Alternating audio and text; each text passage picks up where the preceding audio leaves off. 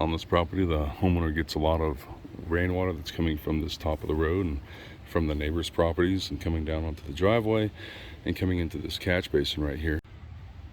Now this catch basin right here gets overwhelmed very easily, and you can see already just how much silt and dirt has been accumulated. It's covering up the hole. The pipe is clogged, so when it rains real heavy, some water will come in, but it overwhelms and gets out onto his driveway. He's concerned in heavy rainfalls, even though this is sloped up pretty steeply, that water would get into the garage. And so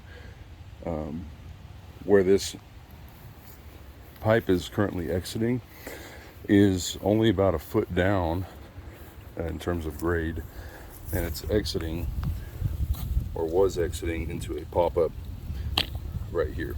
So our solution for this area is we want to increase the size of the catch basin, replace it, and put a high flow grate on.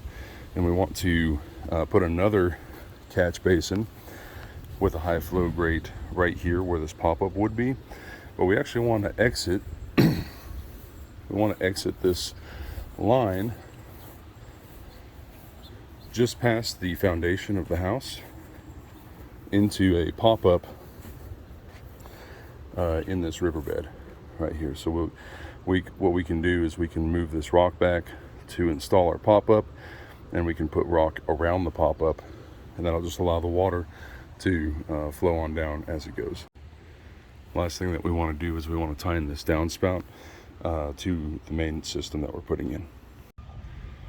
Last thing about this is that there's a sewer line. It looks like maybe runs down this way, but there's also gas on this side of the house as well that we need to keep an eye out for. There is no irrigation.